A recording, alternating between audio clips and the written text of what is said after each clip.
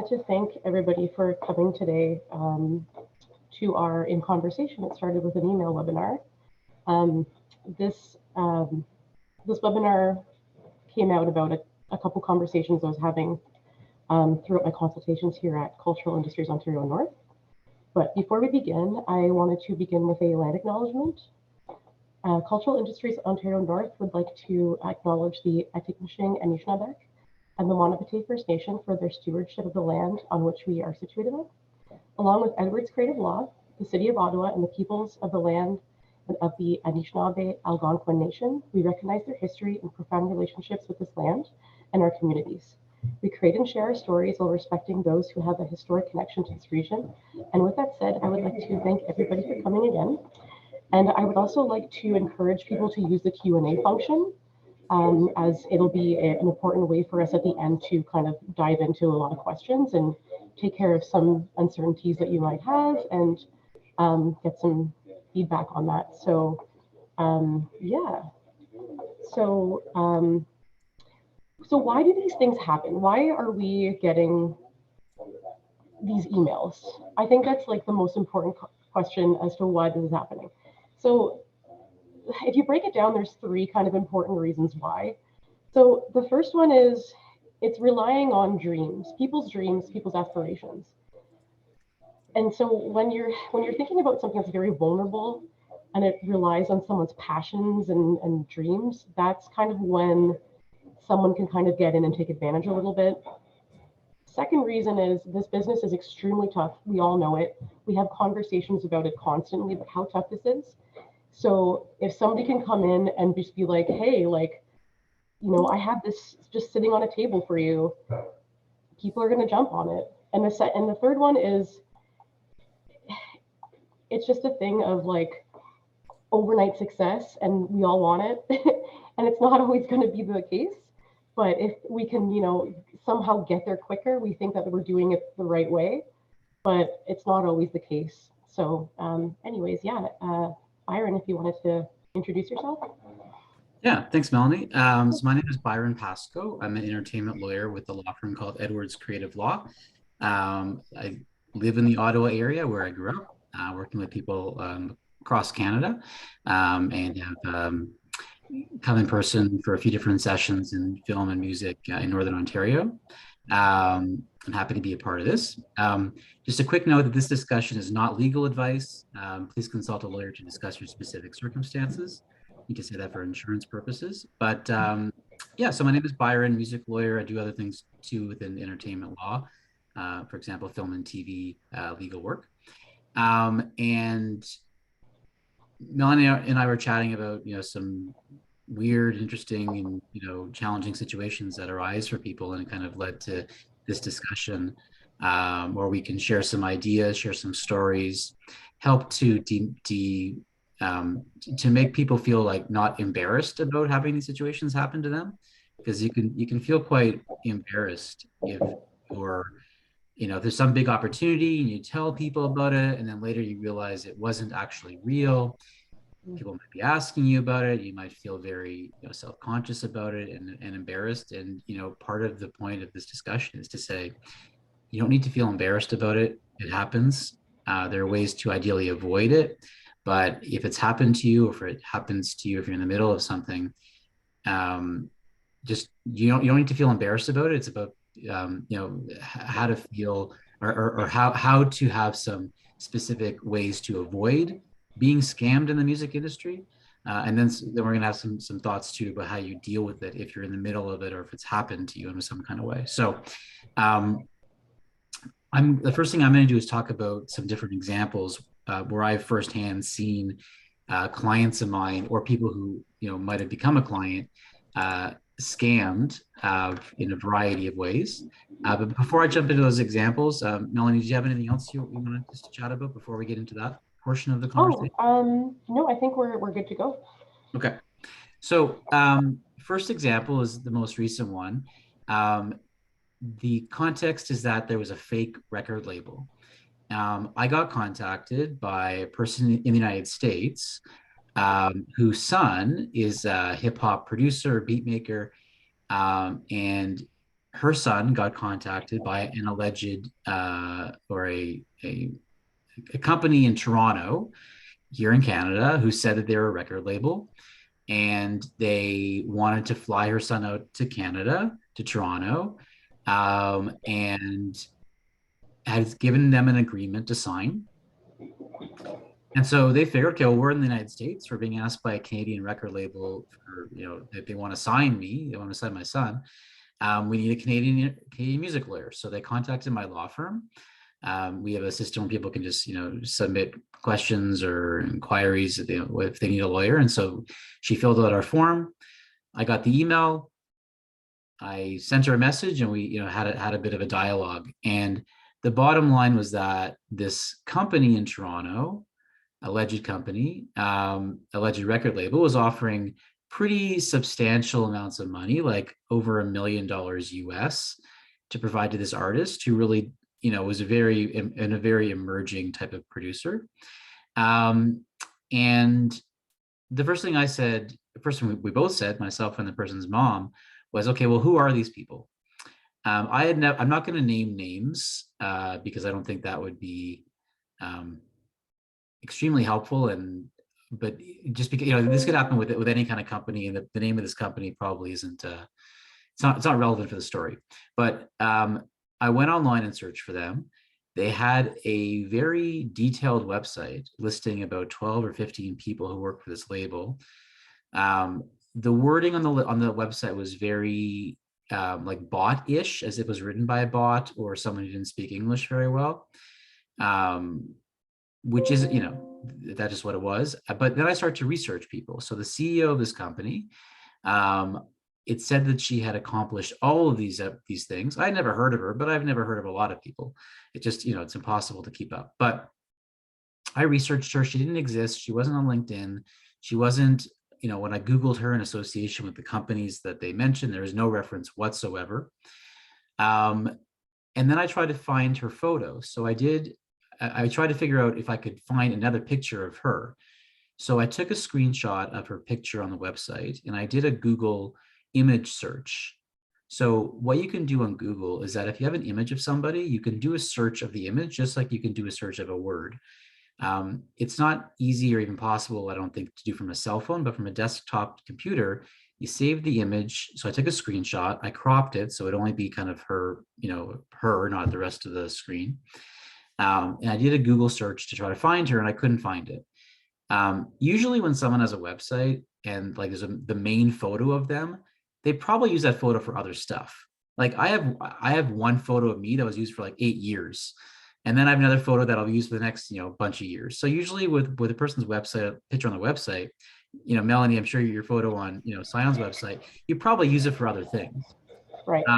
Yeah. So it was suspect that I couldn't find anything about her. There weren't any bios for all the other people at the company.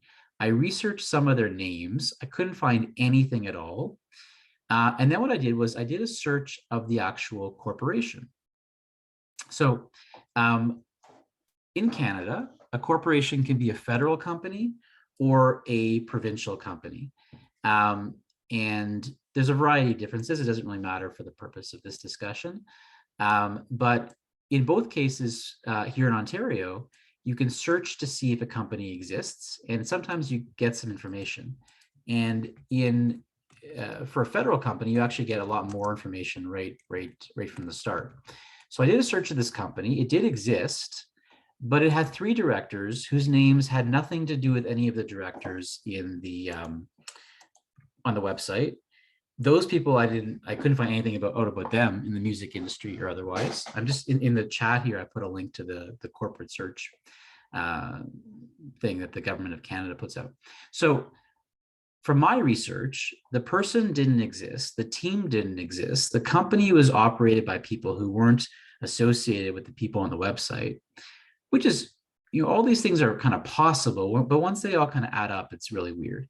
The agreement itself also was a very badly written agreement, and it said on the first page, this document is not legally binding, which means this is an agreement, but this is not actually an agreement. So if the agreement says that they're going to pay $1 million, they don't actually have to pay the $1 million, because what they're saying is that this document isn't actually legally enforceable. You can't do anything with this document. So all of these things happened, and my suggestion to this person, and transparently, she wasn't yet a client of mine. We were just chatting, and I was interested to figure out, well, who are these people? And then I said to them, okay, you know what? Say to this company that you're going to have your lawyer be in touch. Then they went cold. Then they didn't contact them again. They stopped contacting them. Yeah. So, it was sad for her child, her son, who was very excited about this opportunity. But they were, at the end of the day, they were happy that they figured this out without like flying to Toronto and doing all this stuff. And so generally my comment there is that, and we'll talk about due diligence kind of throughout the discussion, but really it's trying to find out as much information as you can about the company who is allegedly offering you some opportunity. Sometimes it's not a company, it's an individual. Sometimes an individual, I'll get to it, pretends to be somebody else. But in this case, there was actually a legitimate as in like it exists. This corporation that this company had that was listed on their contract. This is a real company, but what they're doing is not real. The people are not real. The people on the website were fake. The images must have been from some kind of clip art type of thing. I couldn't find it. I mean, I didn't look at all 15 of them, but it wasn't real. And what got them to stop contacting was just saying, we're going to have our Canadian music lawyer get in touch. And the moment they got that, they knew, well, these people aren't going to do anything. So then I do have some other examples, but like the next step there is that this company probably would have said, if the agreement was signed and they now own rights in this person's music, they may have done a variety of things with this person's music or tried to get them to pay them money to get out of it. I don't know what they would have done because we didn't get to that point, thankfully. However, in a different situation, well, actually, maybe that's not the best segue, but my other examples aren't as kind of long-winded, but that's kind of the more detailed one. In another situation, a client of mine, ongoing client, another hip hop artist that's happened to work a lot in hip hop. He got an offer from a US label that we never really heard of. And what happened in the end was that they were trying to get him to send a lot of personal banking information and just personal identity information, which wasn't necessary in order to proceed. But in that situation, what they were trying to do was it was identity theft, of trying to steal this person's identity and their banking information. And it was, the person did honestly feel quite embarrassed about the situation. And my response was, well, don't be embarrassed. Like, there's no reason why you should have known this going in. And the deal in that case wasn't as elaborate as the past one, but in both cases the deal was kind of better than what the artist really was entitled to as an artist in their stage. I mean, entitlement is not the right word, but like, it doesn't make sense if you have 1,000 Spotify followers and you've had like or a few hundred or 10, or your sister's a listener, like you don't have a lot of audience yet, you haven't had a lot of traction, and someone's offering you $100,000, $1 million. Like, it just doesn't make sense. And while anything is possible, sort of, you have to look at an opportunity that comes to you and say, well, does this make, apart from the due diligence of the people and all this kind of stuff, the company, does it make sense that I'm being contacted to, to sign some deal and get a lot of money, like way more than I ever could imagine that I can make, as a musician over the next, few years, even if things are very successful. I'm not going to get $1 million US, out of the gate kind of thing. So part of it is, this is kind of in the due diligence category, but just jumping right to that, part of it is saying to yourself, does this make sense? And couple more stories. This is what a colleague of mine was dealing with, this one, where someone was texting them and pretending to be another person, an actual legitimate industry person was pretending to be her, And the text just didn't make sense. It felt like he was a bot, like not a real person. And they were encouraging them to fly down on their own kind of money to Los Angeles to meet up to, sign some agreement that they never got or they got, but it was weird. So, I said to my colleague, like, what would they have done to this person when they get to LA? I mean, there's a lot of bad people out there in the world, who might do something to lure someone to a different country or place. And, without being paranoid or too conservative, like anything is possible. And in that case, it just didn't make any sense. And again, we just figured out with them that it was a scam to try to get someone to fly to Los Angeles. Who knows what they would have said you need to, like, bring with you or do or whatever. But that's kind of where that one ended. And then my last example is that I work with this artist who's put out a couple of records, has had success, has a record label in the US, like, it isn't kind of the most well-known Canadian artist in the country, but has a career, has a full-time career, a touring career around different parts of the world. And there was an offer for a publishing deal for a lot of money, not an amount that was like outrageous, but more than they expected, but not too much more kind of thing. And I reviewed the agreement, for my client. It was a publishing deal to co-own and administer a bunch of compositions. And in this case, the advance just never arrived, and there was every excuse in the world to not send the money. They had a show in the United States where the person lives, and he made some excuses that he couldn't go because his car broke down, like all this kind of like crazy stuff. Which, like, on its own, each of these things may be like normal, but like when you add them up, it's just like there's something wrong here. In that case, this person said that he was aligned with a major worldwide music publisher, and when we figured out that there's something wrong with this person, I contacted that publisher to say, like, what's your deal with this person who's saying that they're associated with you? And I happened to have had a connection to like a high up person at this publishing company. And they basically said, like, we can't talk about this. We're not going to be helpful. And that was frustrating, but that was just the reality of it. They just didn't want to implicate themselves. Fast forward, so we realized the money's never going to come. Signed another deal and actually got more money and got paid. So it actually worked out nicely that the first deal didn't work out, because the second deal that he got the money from, and it wasn't a scam, provided him a much better deal, which never would have happened if he kind of stayed with the first one. So happy ending until fast forward to a couple months ago, this publishing company registered all of this guy's compositions on SOCAN to himself and that major publishing company. So now we had to deal with SOCAN and other organizations like that to remove this scammers registrations with SOCAN. So if you kind of potentially are involved with someone who's trying to scam you on the publishing side, you want to make sure that they're not actually registering your compositions with SOCAN or anybody else, before they have the right to or otherwise. So yeah, in that situation, it was just, there was days, then weeks, and then more weeks of him just not paying. And we kind of thought that it may have something to do with something else in the person's life, but like the person's lying about the whole thing.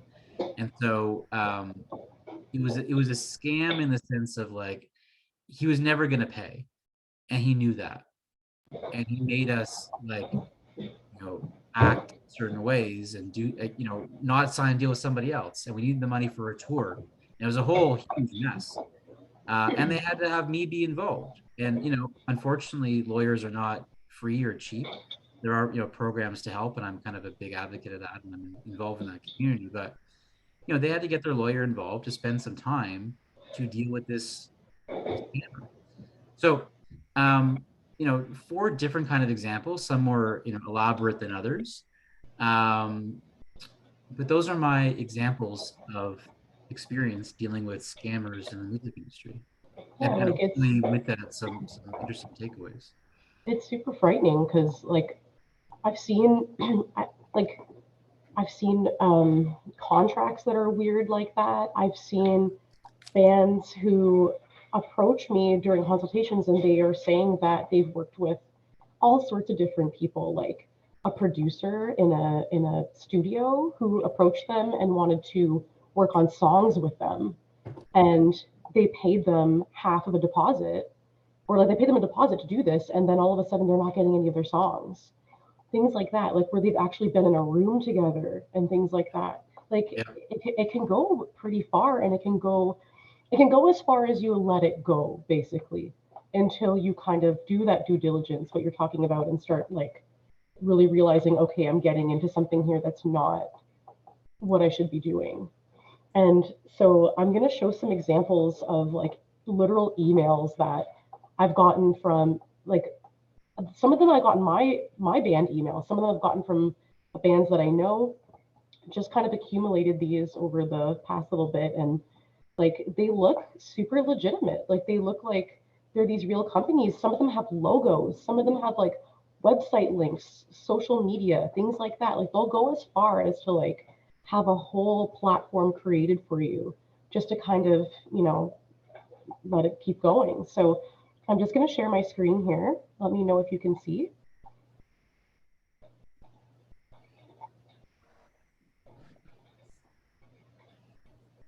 Yep. Yeah. Okay, cool. All right. So these are just a few different examples of some stuff that's entered in email. So this is the first one. The first one is from a publicity team that's reaching out. So you'll get quite a few of these. Usually they'll email bands on, they'll see you on Spotify, they'll see you on these things. They'll reach out, they'll say that they're a huge fan. It's usually a very eager type of email where they're trying to leave you feeling very, very validated and very seen. So they reached out. I decided to go to their Instagram, kind of do some like, you know, figuring out on my end to see kind of things line up. So first thing I noticed, their followers to like engagement ratio was abysmal. So they had all these followers, but they didn't have anyone interacting with it. The bands that they said that that they were like had on their website, things like that, weren't even following them. Like it's like there was no relationship with the people who they were like, working with, which I thought was really strange.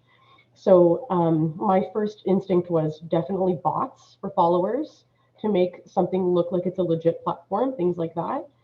Um, yeah, and then you start working with something like this, and they're like, oh, we're a publicity team, or publicity team. We'll get you, Rolling Stone magazine. We've done that for people, and then you go through it with them, they give you nothing. So like, so that's one example. This is an example from a music platform that reaches out. These are very common. You'll see a lot of these music platforms being like, hey, like we're this multi-designed platform to, increase your everything, basically your engagement, your from start to Magic. finish. They're Yeah, saying we can make magically. magic happen. So, anyways, I went to their website, and this is very interesting. The links on their website didn't like, so you can see the pictures of the people, but if you go and you click on the artists, it's all like broken links, or it goes to artists that aren't the artists that they're talking about, which I thought was really strange. So I was like, okay. They say that they work with like labels like Matador and Saddle Creek, and they have all these pictures of like, Stephen Malcolm is from Pavement, or like, different bands, and it's so cool, right? But then you go to their Instagram, none of these people are following them. Matador is not following them. They're not working together. They have 300 followers. It is like, I think Matador has more money to be able to invest in a band larger than a small little, you know, music platform such as this.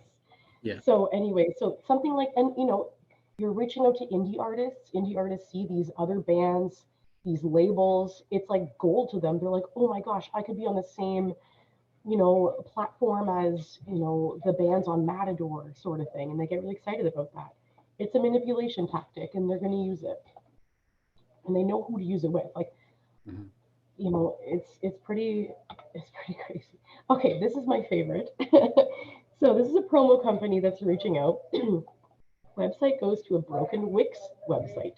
Mhm. So here's something that I thought I started thinking that has been pretty pretty, it happens a lot. So it's almost like they'll have something set up for the amount of time that they're reaching out to artists. Like maybe they'll pay for a month or two of, this website to be hosted, or their socials, things like that. But then all of a sudden, like a month or two later, everything's broken and doesn't work anymore. And it's like there's no trace of this anymore, just this email. It's weird. It's almost like they are trying to either cover themselves, or, this scam has run its course. They kind of like, you know, get rid of everything, and they start, or they have a whole new one that now that they're doing, like people catch on. And so it can be scary. And like, again, like they'll follow up with you. Like they'll tell you, like they'll be like, let's hop on a call. Let's follow up. Like let's do this, super eager. It's crazy. Okay. This next slide is a marketing company. So same thing, cannot click on anything on their website when I went to it. Never heard of any of the artists. They don't have Spotify's either, which I thought was very interesting. Their social media is completely useless. It's just, like those like big squares that people do, like they take up like 4 squares on their Instagram, and it's like a marketing like photo or something of like their team or something, or of like their company. It's all just that, like over and over again. And it's just like, okay, like what is this company though? Like, and then none of these links, I read this out because none of these links work. Their Facebook, the Twitter, the Instagram, the website, it's all broken now. So wonderful. Oh, and they work with like, Our Lady Peace and Scott Hellman, both broken links, of course. Okay, this next one is an example of how eager people can be. So, just, I'm a huge fan. Like, I am such a fan. Like, I love your past release. Like, they'll dig. Like, they'll tell you they love your first record. They love your newest single. Like, they'll try to make it seem, like they're doing the thing. Again, website didn't work. Program guide, I clicked on that, and it was extremely confusing. It just led me in a circle. It was just, you click, it's like those websites that just kind of go to nothing. Like you click on a person and there's no article, like bio about them or anything. And it just kind of takes you back to the front page of the website. I feel like, Melanie, we're giving tips if someone wants to be a good scammer. Things crazy. to avoid if you're scamming other people. But I agree. Like the context here is like some of these scammers are just so easy to see. Not easy, sorry. It's just there's a lot of signs. Nothing's easy. I shouldn't say that. There's a lot of signs that point to why something's not legitimate. Yeah, so, like, and honestly, but the thing is that these links probably did work at one point. And if you clicked on them, they probably did bring you to, things that were looking pretty good. And, social media can be really, really, it's such an easy way to fake. Like you can buy bots, you can make your company look really legit. You can get big testimonials, things like that. And, and then, you don't do, 4 other steps. And then all of a sudden you're working with them and you have to get out of it somehow. So it's a lot. Yeah. Anyways, okay, so, and I just wanted to leave it on one of these social media music platform type of things with music.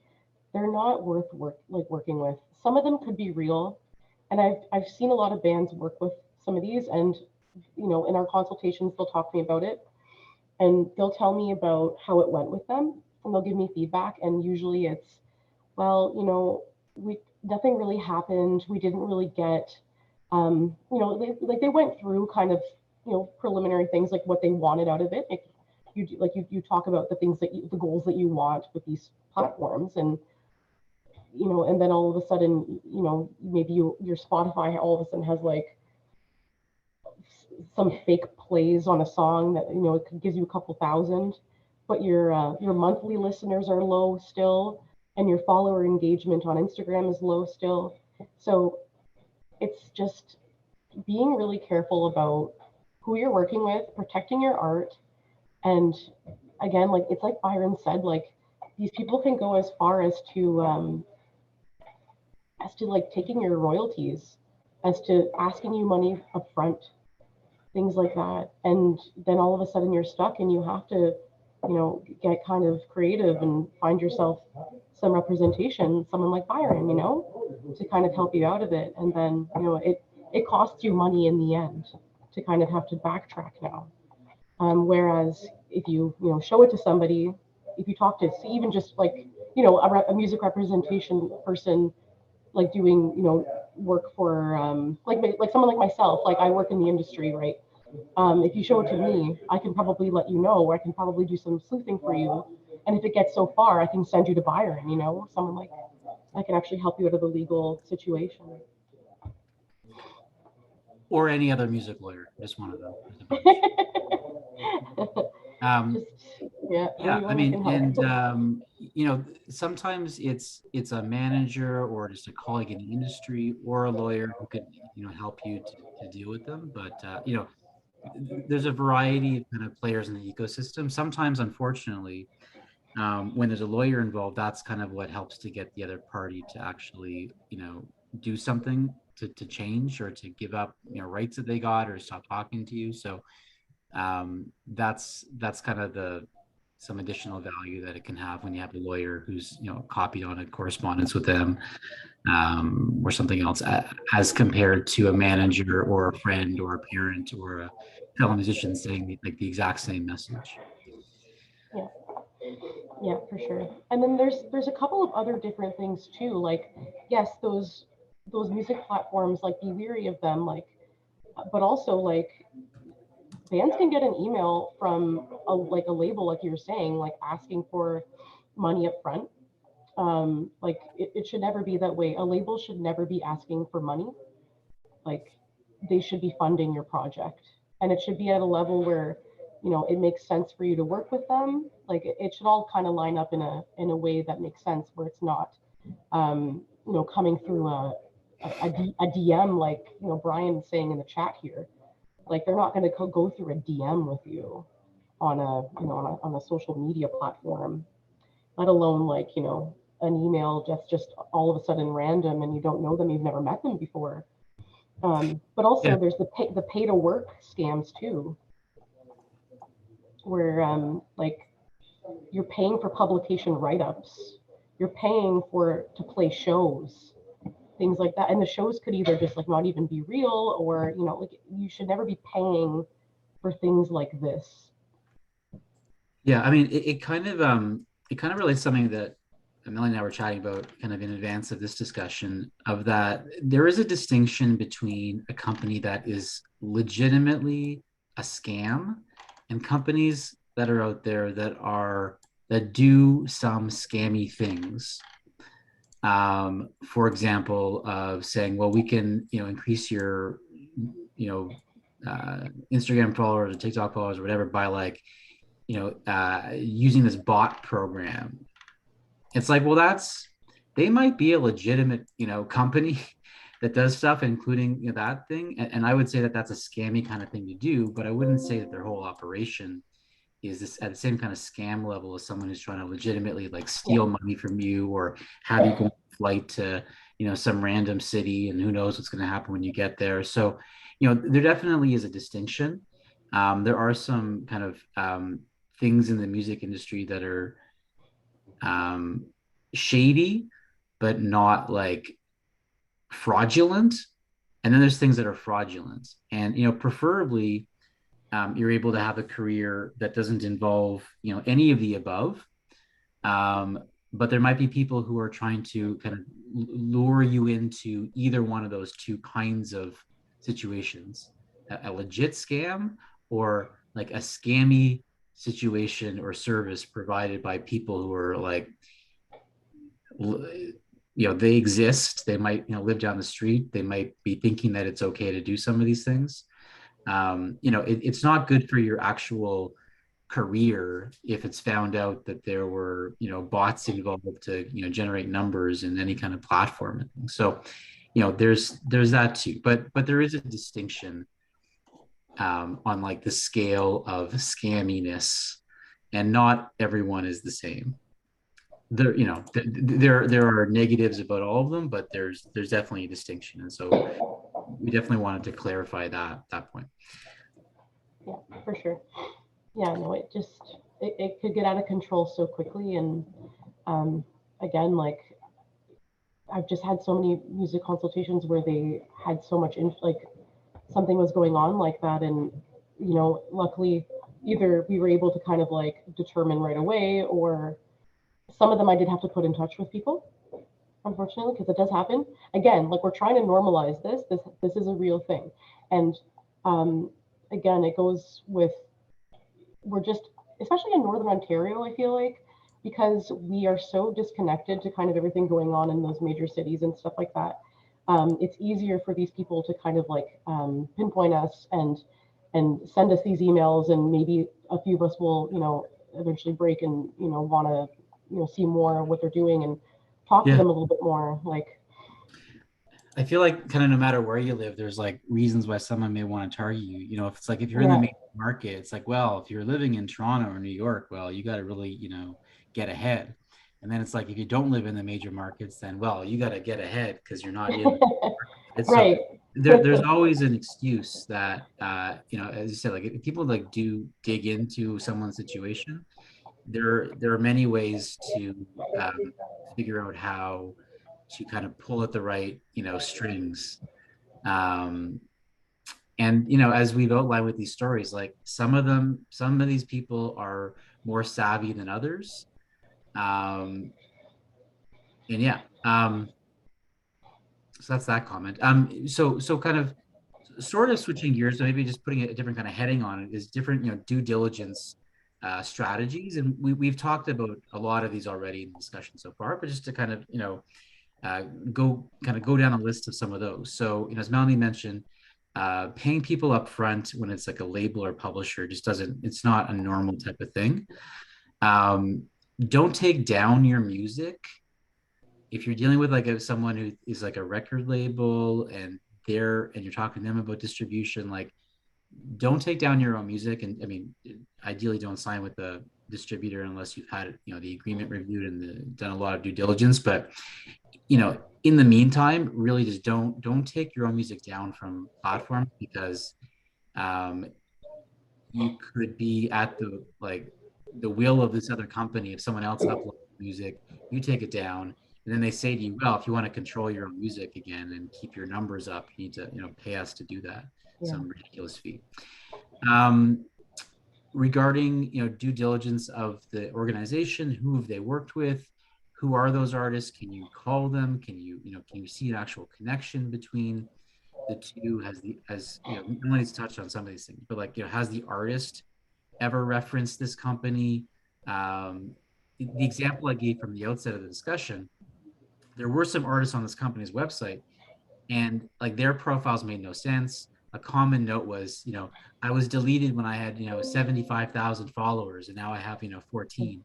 It's like, well, people say, I mean, it is, people's accounts do get deleted from time to time, and that happens. But it's kind of another common thing for a profile to say that we were deleted at some much higher number, and now we have a much lower number because of that. We were deleted. Yeah, it makes Um, absolutely no sense. yeah, and it's like those things. It's like, well, sometimes that might be true, but like if you add in all these things, then like clearly like something's going on. Um, and Who are the people working there? We talked about that. Just try to do your due diligence on the people that it says work there. I use LinkedIn a lot to research people. Not everybody's on LinkedIn. I use Instagram a lot to research people. Obviously, Google and things, but those platforms are useful when researching people. That doesn't mean that there can't be a fake account, but it's just one other place to find information. If there's an entity involved, like where is it based? Is it a legitimate company or not? And based on where it's based, you could find out more information from the government of the province or state for which it's based in. So here in Canada, we have a decent system, pretty good actually federally, and um, uh, decent with respect to other provinces too, at being able to access information. So like my corporate clerk oftentimes does searches on corporations to find out, like, does this corporation still exist? Who are the directors and officers? Just to kind of get that corporate information. Um, does the deal make sense? We talked about that earlier. Like sometimes some of these offers just make no sense whatsoever. Are they afraid to talk to your lawyer? If so, that's a bad sign. or a sign that they're a scam? Do they want you to travel to meet them before even getting on a video call? Really weird. Um, Especially if you're crossing a border, Yeah. like it's in like out of Canada. But still anywhere. That's weird. If they if they want a lot of your banking information before the relationship starts and like all your ID, it's like that was the example I had above or earlier. That's a sign of shadiness slash scamminess. Um, so yeah, so those are some, just kind of a summary and maybe for the first time, some of those, a list of some things you can do in the context of due diligence to see if something's legitimate or not. Yeah. Also, just like seeing who's following who. If any of these artists that they're saying that they're working with are following these companies and things like that, like just try to do a little bit extra sleuthing just to make sure. Just anything Yeah, that you can possibly do. And talk to people. Like talk to people about it. Again, like you could talk to me about it if you have any questions, things like that. Um, because then it can be such a bigger problem. yeah, Um, and yeah. then So if you signed, yeah, go ahead. if you signed something, this is going to be, this kind of takes us into our next portion of once you've signed something, um, what happens, sort of thing.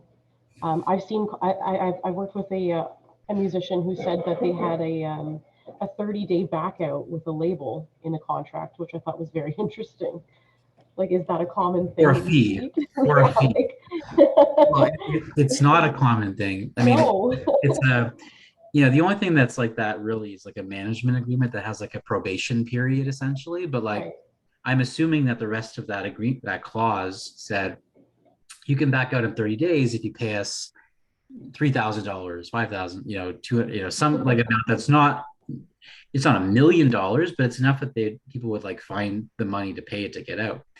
And they're just assuming that a lot of people are going to say, you know what, this is not what I signed up for. I agreed that can buy my rights back for a few $1,000s. I don't need to, people, any amount of money is a lot of money to pay someone when you shouldn't need to.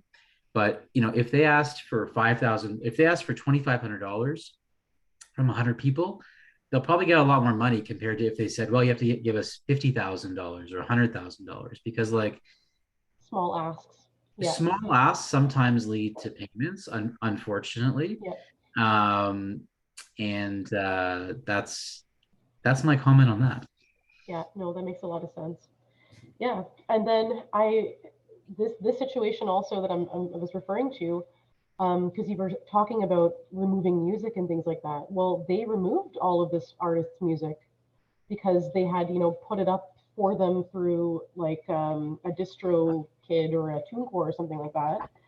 And so now their record that they had released with them, because with this 30-day back out, all their songs are taken off.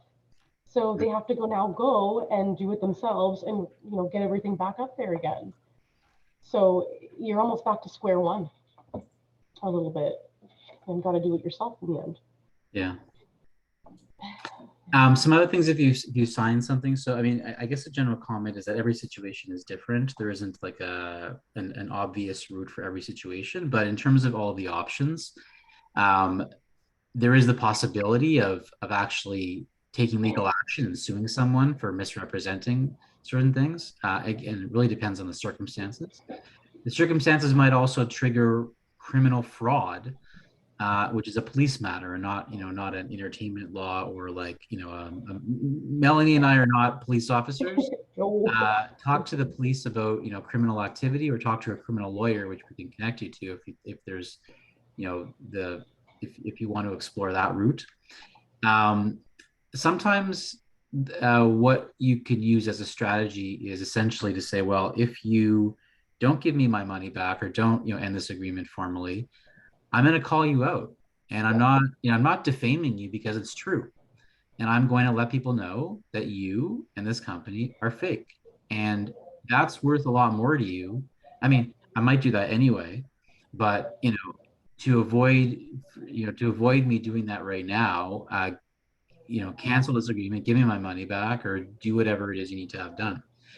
Um, that's it's not effective when people kind of start and stop scams all over the place, because they're kind of hard to trace and connect.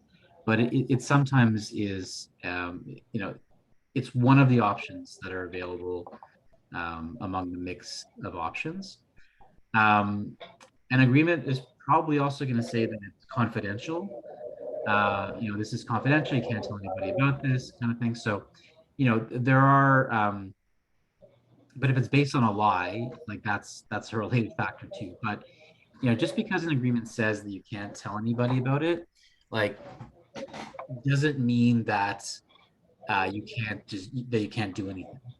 So the companies that are scammers will try to at some point threaten you to do what they want you to do, or not do what they don't want you to do, not do what you want to do. And the related point here is not to feel threatened, or that there are things that can be done to avoid you feeling stressed, threatened, embarrassed, etc. And so these are some of the related strategies to get there. And the big one that Melanie said, and I agree, is talk to people about it. Yeah, I mean, the more people that know about your situation, I mean, like when people are excited about talking to representation and things like that, like labels and other sorts of industry, like they get excited about it, they want to tell people about it, right? Well, you can apply that same sort of feeling, but like, before you get excited about something, maybe like show somebody, talk to somebody about it, see what they kind of think.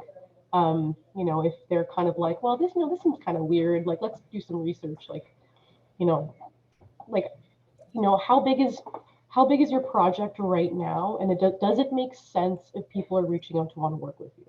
I think that's a really good thing to think too, like just knowing like, okay, like I'm still a developing band, like I'm still kind of like um still building my audience. I haven't hit like a lot of markets yet, like the bigger, larger markets. So why would they be wanting to work with me just now, sort of thing? Because, eventually it's everyone's dream to work with a team, expand and build. That's, all good and fine. But this premature kind of stuff, like you have to kind of think about it too and just be like, yeah, like they should know that I'm not ready for this, sort of thing. Like I know that I wouldn't be ready for this just yet. I'm building. So why would they be reaching out to me? And then, yeah, hopefully it will help a little bit. Agreed. Yeah, yeah. I just really hope that people, again, like don't feel embarrassed about this stuff, because again, I've talked to a lot of people about it, and it seemed, it wasn't like they came to me to talk about this problem. This problem that they have came up in our consultation while we were just chatting about things. Like I would be talking to them about, what they're working on right now, what their goals are, things like that. Because that's what I do here at CION. I talk to musicians about what their goals are, like what they want to do, and I try to help them kind of like, put that together and stuff. And, halfway through our conversation, they're like, well, yeah, I was working with this thing, and, this is kind of what happened. And, it's one of those situations, or is this normal? Like I was working with a producer and I never got my music back. It's just like, did you pay money for that? And they're like, well, I gave a deposit. And I'm like, oh, like as a musician, money is like, we need that right now. Like we need it for everything. Like a lot of music, a lot of what we do is self-funded until we can, put it back into the band and keep, the wheel turning. But so any type of money you're giving out and like distributing to people, just make sure it's for the greater good and not something that's sort of, you know, you're going to regret, because you need that money. Agreed. So I think this is, overall, telling some stories, giving some ideas of due diligence, things to do when people get into a situation. Hopefully it's helpful for people that are watching live and afterwards. If anyone has any questions about their specific circumstances, or for a friend or for themselves, feel free to reach out to either one of us, and hopefully we can hopefully we're being asked about it kind of earlier on before something's happened. But even if it's not, and it's during it, or if it's after the fact, you know, talk to anyone, including us. Anytime is a good time. Like at any point in this process that you are in with any of this, anytime talking about it with someone is best, because again, it could get so out of control, and then you just feel so alone in it. So, but yeah, anyways, we're hoping that this was very helpful for a lot of musicians out there. But also, I see that there are some questions. So I'm going to just take a look here, and we'll answer them live. So, um, Bryon, he's got a couple here. I'll go through them. So, um, let's see. You're considered to be somewhat risque for a radio airplay being banned in New Haven for being too controversial, such the Oh, it's dismay of the cute. band.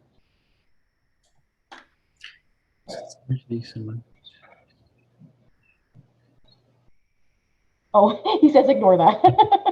I think I he know. thought that this was the chat. No worries. Okay, here it is. Are contracts from legit labels negotiable? If so, how much is negotiable? I had a contract offer from a very legit publisher for book deal, and they said the contract was negotiable. Yeah. So this is kind of what I spend most of my days doing, is reviewing agreements for artists, producers, managers, etc., with respect to agreements with those kinds of people and also record labels and publishers. Yeah, record label agreements are negotiable. Everything is negotiable. I mean, sometimes if a label offers you a deal and you want drastically different terms than what they want, and they just kind of don't want you enough to really change everything that you've asked for, they might say, well, we can't do that. So if you still want to work with us, this is what the offer is. But usually, generally speaking, there's a lot of back and forth about different terms in an agreement. And a lot of the time, um, an agreement will be written knowing that they're going to have to give up some of the things they're asking for. So they might ask you for more than what they expect to get because they know they're going to negotiate kind of more so in your favor after you ask for things. So like just by way of an example, um, the concept of an option in a record label is that the label has the option, the decision, if they want to extend the relationship for multiple albums after the first one. And so if a record label says we want to have three options, they might be thinking, well, two is fine, but let's ask for three. The artist comes back and asks for it to be one option. The record label comes back and says, how about two?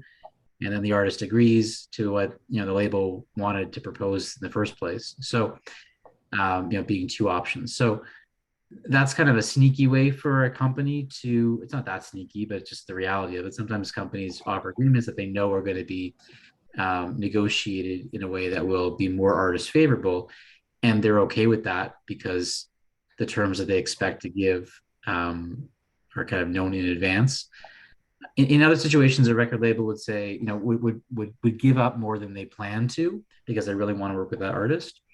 But overall, to your question, yes, record label agreements are negotiable. If So some Bryon Oh, actually it said, wasn't negotiable. yeah, Okay. No, no, no. but still, it's So, good to know okay. both. It's good to So, know both yeah, sides. yeah. I mean, it's so if someone says an agreement's not negotiable, or if they say this is standard, this is what we always do, it's standard. And if you want some changes and they say, well, no, we're not doing it because this is how we always do it. Well, okay, that may be what you're doing, but I don't have to agree to that. I would just not work with you, label. Um, so someone saying things are standard or non-negotiable really just means that, well, they are negotiating with you and they're saying, we are not agreeing to anything. And so you as the artist can, and your representatives or team can decide if you want to do that deal as is or not. But it's if someone says that your opening deal with them is not negotiable at all, no matter what, they're probably not going to be a good partner for you, working in collaboration with them. Right. Yeah. They're probably going to be someone who's trying to just control everything and not, even listen to your input. So, it's a bad sign if someone says something is completely, non-negotiable, completely just standard, then, that's sometimes a bad sign. In other situations, it's not. Like if you're asked to appear at like a festival and they say, well, we're paying everybody this rate, and you say, well, I want, 5 times that. They may say, well, unfortunately, it's just not negotiable. Like, this is the fee that we're paying everybody. If you want to do it, we'd love to have you. If you don't want to do it, fully understood, but we're not multiplying our fee for you by 5 times because you want and think you deserve that. So there are certain situations where things legitimately are standard or non-negotiable, but for something like a record label agreement or a publishing agreement or a management agreement, those things should be much more negotiable. If they aren't, bad sign. Not that I'm not saying that they're a scam. I wouldn't go that far without knowing anything else. But I would say that it's not. It's probably a sign of a partnership that's not a very good one. Yeah, that makes sense. A lot of sense. Yeah, I guess we're coming up to the hour now. Yeah, so good timing. Yeah, cool. Yeah, so I guess again, just if there is anything that anyone needs from, any advice, any input, or are going through this right now, just feel free to reach out to me. I'm gonna put my information in the chat here. But yeah, because I've been seeing it a lot.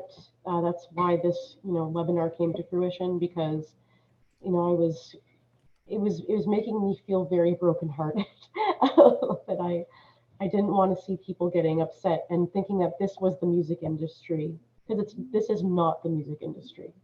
And we have to remember that yes, the music industry is a tough cookie, but this part of it is not. This is just something that is, I mean, obviously this shouldn't be happening, but it does happen. And so being aware of it and knowing what it is and differentiating between the real good opportunities and the opportunities that we shouldn't be, even you get an email like this, you should just delete it, sort of thing. Like, you just know now to like get it out of here. That's where we want to get everybody. Just like, don't even pay attention to it. Like, I know it's exciting, it's cool, and people love you, but just, you want to protect yourself. Agreed on all. Nothing else to add. All right. Well, thank you so much, everybody, for attending. Yeah, we're going to probably be continuing this conversation, and maybe we'll eventually have more to share, things like that. So yeah, just, keep an eye on what CION's up to, and maybe even what, Edwards Creative Law is up to, because Byron, you do a lot too of this sort of, you join a lot of webinars. Yeah, we see each other there. You have a lot to say, and it's always really, really great. So thank you. Very kind. Happy to contribute to the conversations. Thank you for having me. I appreciate it. Yeah, no problem. Okay. Okay, take care, everybody. Yeah, take care. All the best. Bye. Bye.